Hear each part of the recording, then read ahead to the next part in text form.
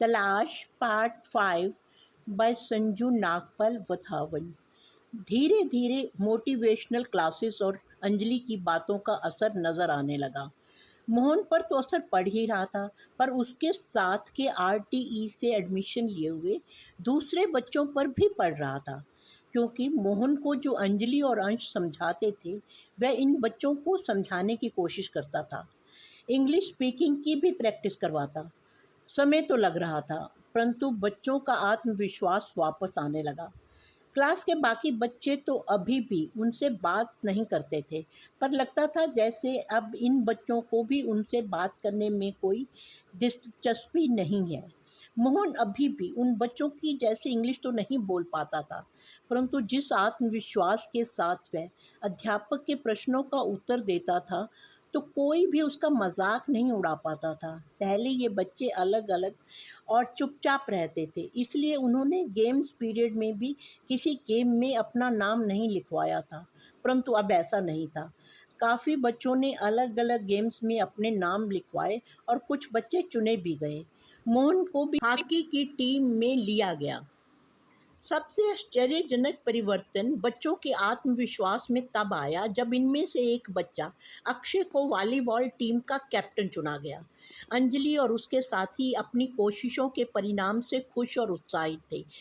प्यार का घरौंदा में सब कुछ नियमित रूप से चल रहा था। बच्चों का स्कूल, उनका होमवर्क, उनकी एक्स्ट्रा क्लासेस और खेलकूद।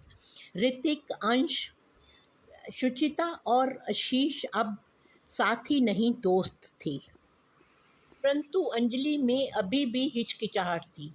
एक दिन जब बच्चों का होमवर्क चल रहा था तो अंजलि को एक फ़ोन आया। ये फ़ोन एक पुलिस इंस्पेक्टर का था। उन्होंने कहा, आप प्लीज़ महावीर हॉस्पिटल में आ जाइए, हमें आपकी आवश्यकता है। इससे अधिक कुछ नहीं बताया। अंजलि जब जाने लगी तो आशीष ने कहा, चलिए मैं भी आपके साथ चलता हूँ। अस्पताल में उन्होंने पहुंचकर देखा कि 28-29 वर्षीय औरत मृत पड़ी थी। उसके पास ही एक 6 महीने का और एक 1.5 वर्षीय 2 बच्चे रो रहे थे। उन तीनों को देखकर लग रहा था कि वह किसी बहुत गरीब परिवार से हैं।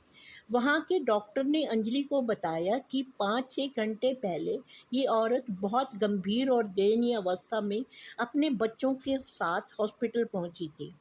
जांच करने पर पता चला कि इसके पेट में एक अल्सर था जो फट गया था और उसका जहर सारे शरीर में फैल रहा था।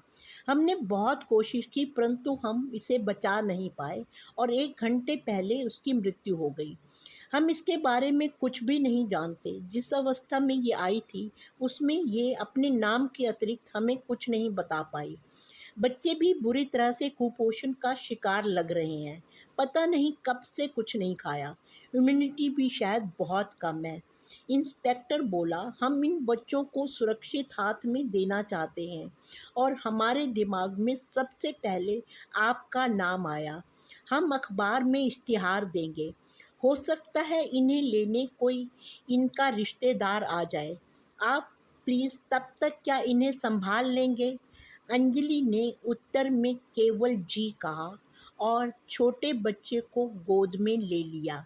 आशीष ने कुछ सेकंड तक अंजलि की तरफ देखा, फिर उसने भी उसकी बहन को गोद में उठा लिया। डॉक्टर ने कहा, इन बच्चों को बहुत ज़्यादा देखभाल और अच्छी खुराक की ज़रूरत है। मैं कुछ दवाइयाँ और सप्लीमेंट भी लिख देता हूँ। जी, अंजलि ने कहा और कुछ देर बाद डॉक्टर की प्रिस्क्रिप्शन लेकर अस्पताल से चले आए। अब तो अंजलि जैसे अपने आप को बिल्कुल ही भूल गई थी। इतने छोटे बच्चों को पालना, और वह भी जो अभी अभी अपनी माँ से बिछड़े हों और इतनी बुरी तरह से कुपोषण का शिकार हों, आसान काम नहीं था और ना ही अंजलि को इसका कुछ अनुभव था। फिर भी उसने इन बच्चों की पूरी जिम्मेदारी अपने ऊपर ले ली। दादी उसकी कुछ सहायता करती थी, पर वह उन्हें ज़्यादा परेशान नहीं करना चाहती थी। लड़की अक्सर माँ माँ कहकर रोती रहती।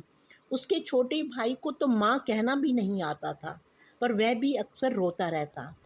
अंजलि उनकी खुराक और दवाइयों का ध्यान पूरा रख रही थी। कई बार तो वह पूरी पूरी रात जाग कर उन दोनों को सुलाने की कोशिश करती थी। उसे ना अपने खाने की चिंता थी, ना सोने की। अंजलि की आंखों के चारों तरफ के काले घेरे और उसका पीला पड़ता हुआ रंग सबको उसके स्वास्थ्य के बारे में चिंतित कर रहा था। प्यार का घरौंदा का पूरा प्रबंध अब आशीष और सुचिता ने अपने हाथ में ले लिया था। वे उसके बारे में अंजलि को पूरी तरह निश्चिंत कर देना चाहते थे। बहुत कहने और समझाने पर भी जब अंजलि अपने स्वास्थ्य को लेकर लापरवाह ही रही, तो आशीष और अंजलि को लगा कि अब अंजलि का ध्यान भी उन्हें ही रखना पड़ेगा। आशीष ने अंजलि के लिए टाइम टेबल बनाया। उसे देखकर अधिकार से बोला, अंजलि अब आपकी मर्जी नहीं चल सकती। आपको इस टाइम टेबल के अनुसार ही चलना पड़ेगा। आप अपने स्वास्थ्य के साथ इस तरह से खिलवाड़ नहीं कर सकती। प्यार का घरौंदा आपकी को इसकी अनुमति नहीं दे सकता। फिर आशीष कुछ समझाते हुए बोला, अंजलि प्लीज़ समझने की कोशिश कीजिए। अगर आप स्वस्थ नहीं होंगी तो किसी का भी ध्यान कैसे रख पाएंगी? अपने लिए नहीं तो प्लीज़ इन बच्चों के लिए अपने स्वास्थ्य का ध्यान रखिए। अंजलि ने आशीष की तरफ देखा और धीरे से सिर हिला दिया। अंजलि के खाने-पीने और आराम का ध्यान अब वही रखता था। आशीष अब अंजलि को होमवर्क क्लास में नहीं आने देता था। वह समय टाइम टेबल के अनुसार उसके सोने के लिए था, क्योंकि बच्चों की वजह से रात में उसकी नींद पूरी नहीं हो पाती थी और उस समय के लिए बच्चों की ज़िम्मेदारी दादी ने अपने ऊपर ले ली थी। आशीष जब प्यार का घरौंदा में नहीं होता था तो दादी से अंजलि के बारे में जानकारी लेता रहता। जब कभी उसे पता चलता कि अंजलि अपने खाने-पीने और आराम करने में लापरवाही बरत रही है, तो वह अंजलि से काफ़ी नाराज़ होता।